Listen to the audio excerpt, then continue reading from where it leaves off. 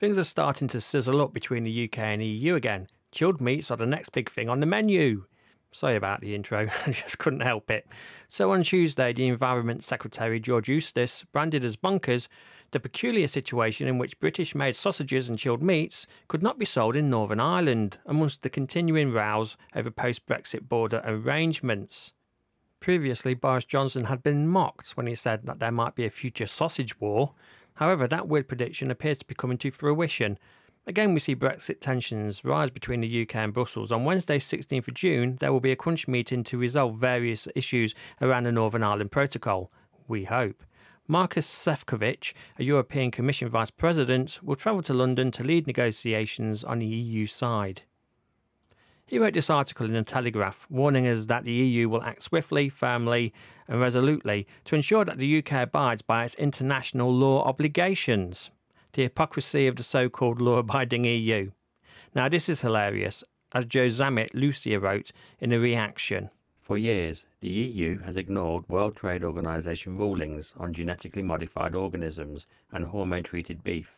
The Court of Justice of the European Union has, at least twice, ruled that the EU does not have to follow international law, once in the context of World Trade Organization law, Portugal versus Council, and once the Cadi Barakat case, actually ruling that the EU should ignore the UN Charter, the highest order of international law, if it conflicts with the EU's internal structures.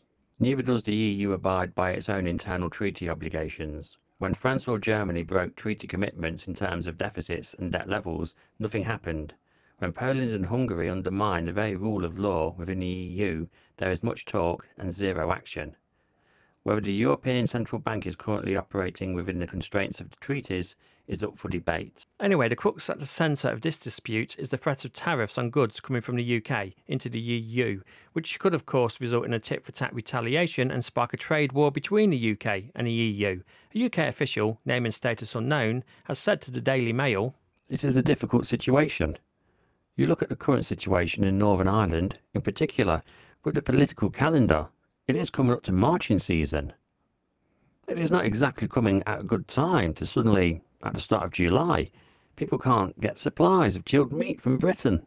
Now, it's true that our government did sign this deal, and probably without the proper scrutiny and reflection in a bid to speedily get Brexit done. But that being said, the UK was kind of between a rock and a hard place at the time, so Northern Ireland stayed in a common market whilst the rest of the UK left. It's also true that the UK unilaterally extended the grace period between the EU and the UK for border restrictions. That was supposed to end in March. Our government has kind of by themselves decided to end it in June. This step has obviously annoyed the EU. Now, I'm sure you're all aware of the issues this has caused in Northern Ireland with a rise in sectarian disharmony.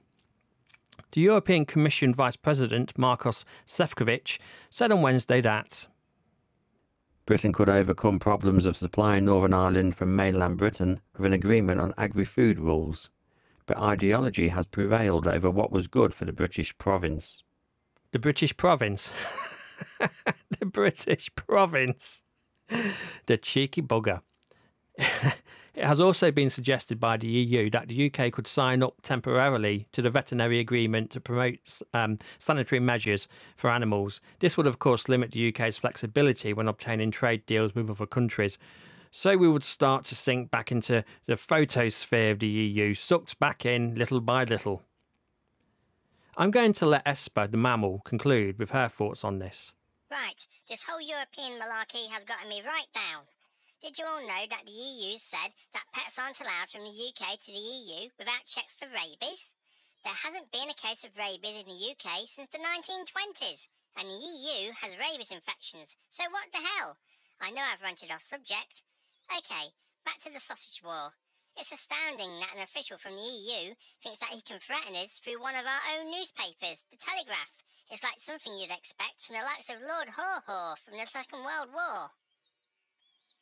So fear-mongering and bullying is the game. Let's be perfectly honest for a minute. The EU breaks many international laws. They also activated Article 16 when the vaccine rollout didn't go their way.